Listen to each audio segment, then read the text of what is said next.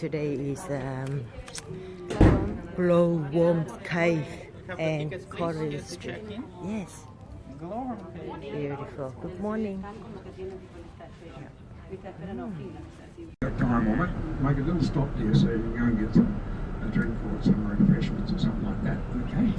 And from there it's about 10 minutes to the Glowworm Caves. You'll have another guided tour through the Glowworm Caves. Then after we leave there, I'll come back round the coast.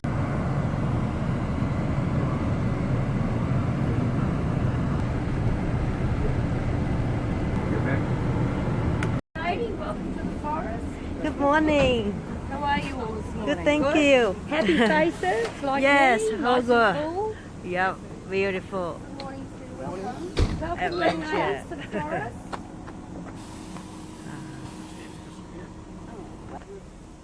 Thấy cái lift ở đây. Right there.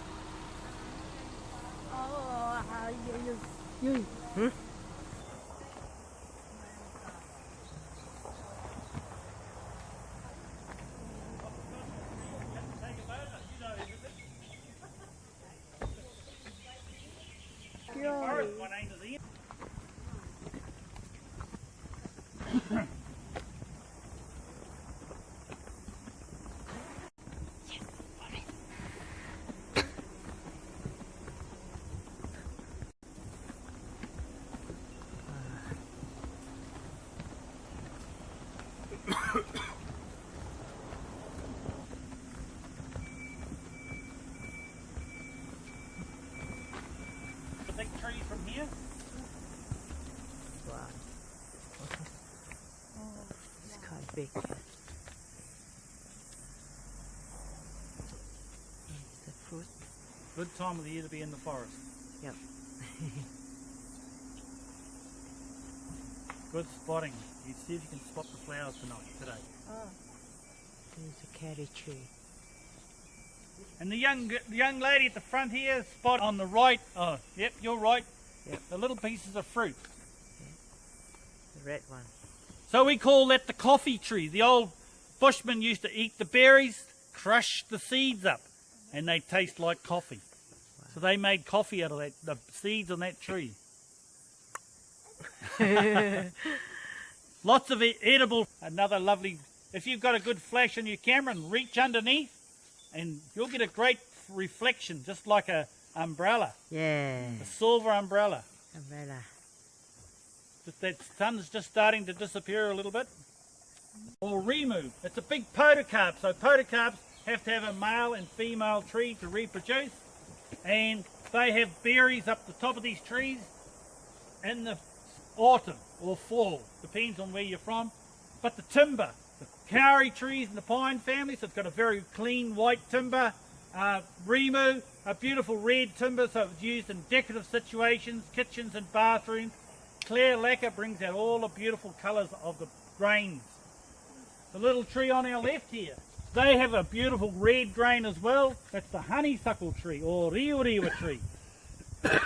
So the Tarari tree or New Zealand oak, it's got a beautiful brown grain, so we use it for furniture. You can use it for construction, but you have to have it well covered.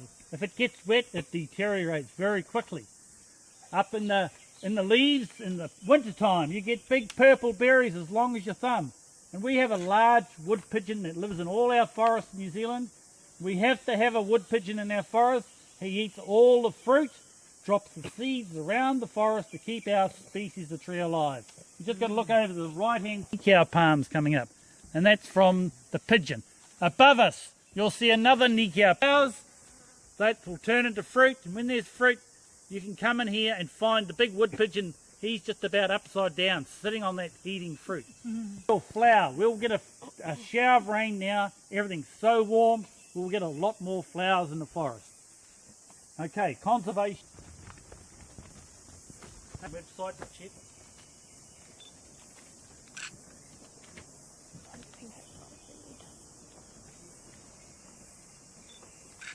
that? A mini GoPro.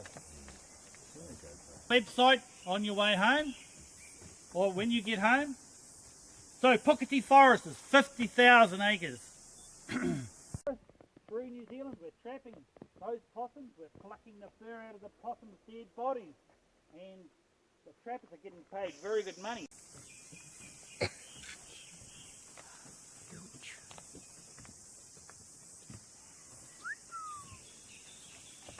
So the birds you can hear up there today are the Indian minor bird. They're all flying from island to island.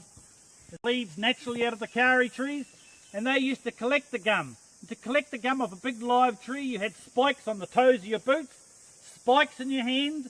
You didn't have a safety rope, you just climbed the tree with those spikes.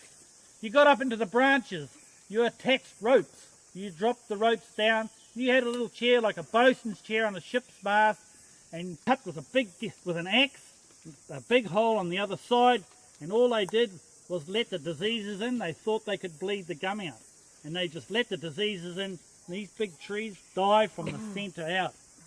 So now it's the home of some beautiful ferns and mosses, and as you walk by you'll see this big flat spider web. Tonight you'll see a big spider about this round. Wow. That's the big sheet web spider. At the moment it's like a kiwi bird, it's asleep. 98% of New Zealand's insects are nocturnal, so we do a night walk in the forest. We can show you all these insects. And a lot of other creatures appear at night. So we're going to tell you more about them at the next stop. Here we have a placard all about bleeding the life of the kauri. Yeah, you probably see a lot of roadkills on the road. There's still a lot around. Very nice forest. Fresh air. Chew your skin. And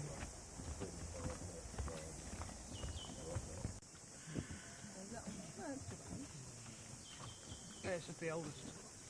Yeah, good photo of the tree around further. We've got a big gap in the forest. We'll get a good photo. 呢個都好大啊！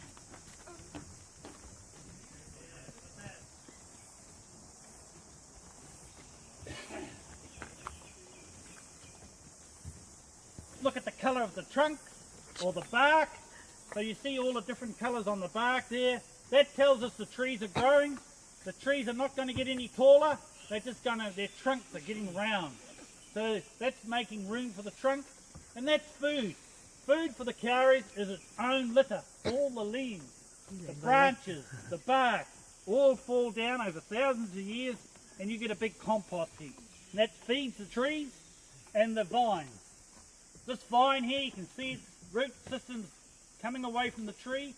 About every 100 years, these big trees will cleanse themselves. The vines come crashing down. You've got the young vines in the front, waiting. They will take over, and you see that happening all the time through the forest. So this vine, you can see it right through the forest here, the kihi vine. So the end of the vine, you can see it come out. There's a big lot of leaves. In the springtime, in those leaves, we get a big white flower. You can pick the flowers and eat them. They're very thick and juicy like a watermelon. The female stamen gets pollinated, and you get a big corn cob type of fruit coming out of that end of the branch. And it's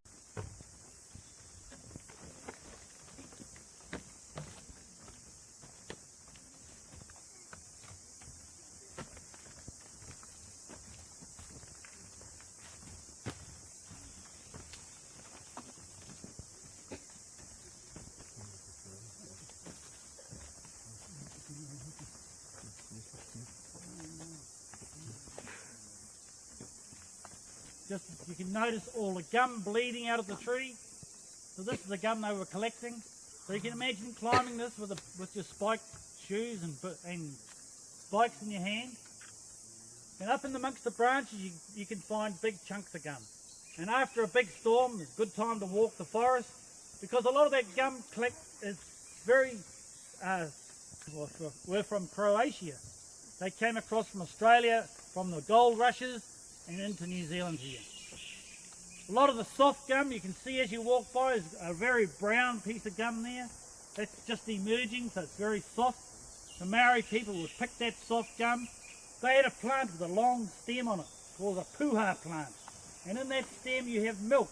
So they would squeeze the milk out of the puha plant, gather a big pile of milk, put the gum in it, the soft gum in it, and that gave it a bit of taste so they could chew it. The old bushmen used to just pick it and chew it. It doesn't taste very nice, but you know, everybody likes to get a hit from something, coffee, alcohol. Keeps them going. Light up the whole trail at night, so everything's reflecting 50 metres up in the trees. The first time I lit up the trail was after my Rotary meeting about 10 o'clock at night. Put all the lights on and all the owls came out and sang. Not a lot of leaves up there. They got big peg roots, so there's not a lot. The photosynthesis helps them, like everything. They've got to have leaves, but they got a lot of big peg roots, a lot of lateral roots that run out through the all the rubbish, and all those roots are like this falling off. And some of them have got, you'll see the gum on it, little pieces of gum. We can pass this around if you want to have a look at it all. Then springtime comes. Whoa, something's coming down. Springtime comes and you've got a male flower. It looks like a cone, but it is a flower. So that's self-pollinating. A female cone or female flower. Okay. Thank you. Some Australians think it's Kauri, about that size. So about the end of February, it gets very warm here, and they will actually split like a hand grenade to disperse their seed around here. So you come up, put a blanket down, you can get all the seed you want. Very easy to grow. So about 40 years ago, we cut trails around all the manuka that grows around the forest very, very fast. So hopefully we'll save some kauri in New Zealand. So you can do a lot with amber. You can carve it. It's like you could have that for a necklace if you wanted to. I've got to be careful with it because it's my mother-in-law. She'll slap my ears if I lose it. Village green on your way home. Before you get on the cruise ship, you've got a lot of wood turning, and a lot of Maori people have got their medicines, and they're most that we have in our forest. You can pick the buds and boil them up like a cup of tea, and that fixes diarrhea. I've seen it kills tapeworms in animals. That's how good they are. Yeah. So that's just one plant. Oh,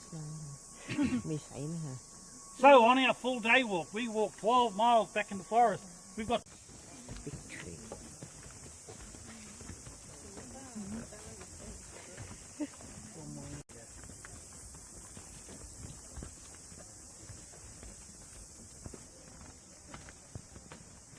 Đây, đây đây mà. Đấy.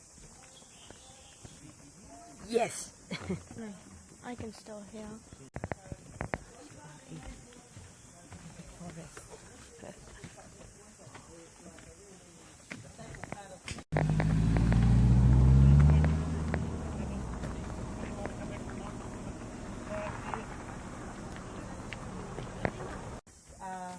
Part of it is edible, the flower bud. You can see that fresh one finished now.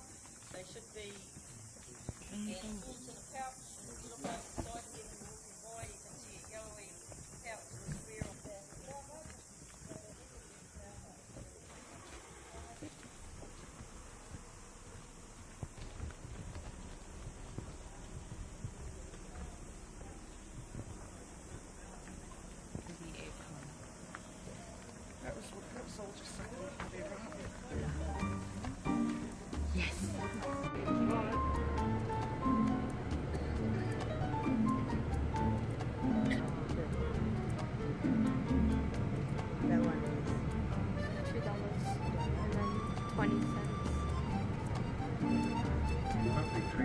This is the new one, this is the old one.